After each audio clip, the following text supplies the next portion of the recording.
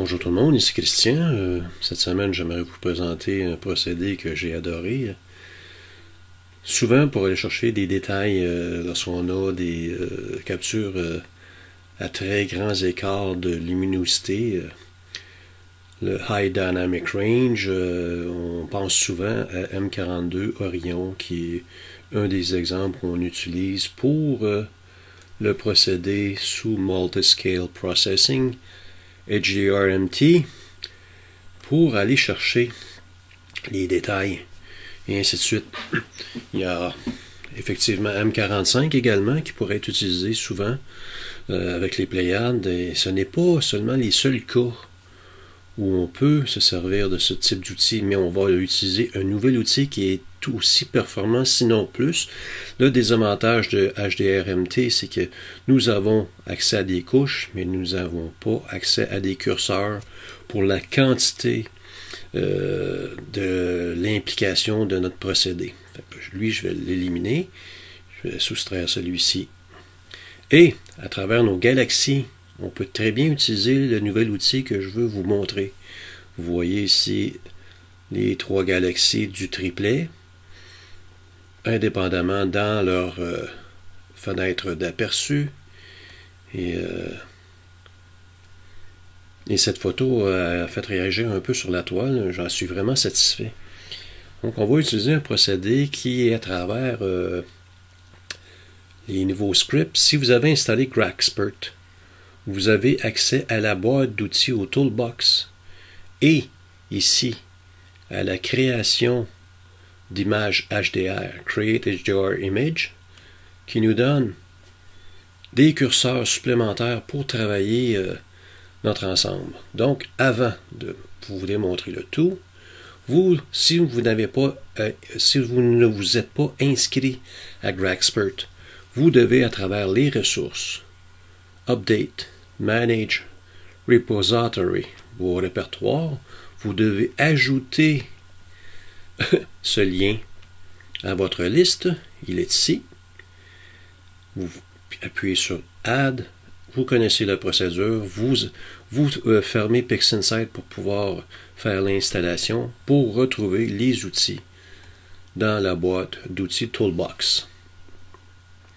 Ici, j'ai une très belle image. Je vais me servir d'une copie, évidemment.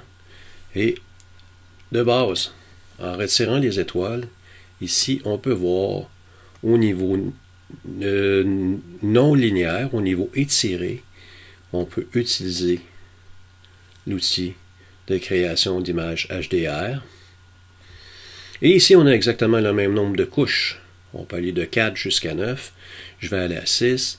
Je vais avoir une application à 0.25, je peux quand même augmenter à 0.50 et on peut voir le résultat à travers la fenêtre ici, qui est vraiment intéressante. On peut faire un zoom évidemment. On peut protéger les couleurs, donc le système to Protect to Intensity qu'on avait dans HDR-MT, on l'a ici au niveau de la saturation. On peut venir jouer avec notre saturation évidemment. On peut remplacer l'image actuelle pour garder l'historique de tout notre développement. Ici, je vais l'appliquer et je vais l'exécuter avec le petit crochet vert. On laisse faire le tout, on a pour quelques secondes. Rien ne nous empêche de faire une deuxième application du procédé. Donc, je retourne dans ma boîte d'outils, je viens ici à Create as HDR Image. Et ici, je vais aller changer pour 4 couches. Pour avoir des détails plus fins, au niveau du hamburger, entre autres, on le laisse à 0.40. On veut protéger également les couleurs, mais on va y aller avec modération. On l'a déjà fait dans la première étape, donc je vais aller à 0.5 cette fois-ci. Libre à vous de prendre les coefficients que vous préférez selon votre vision artistique à vous. On attend que les calculs soient finis et on l'applique une deuxième fois. Et voilà, on a beaucoup de détails très fins qui se sont ajoutés à notre ensemble de galaxies. Donc si je reviens à l'image originale, je vais remonter dans le temps pour vous montrer les étapes de mon développement. Donc ici, on était sans étoiles, je vais aller chercher mon STF. On voit que c'est pas une image qui est hyper belle, évidemment. On va ensuite étirer l'étoile, je vais éliminer. Voyons. Et voilà, ma première étape, mon premier GHS, mon deuxième, vous voyez.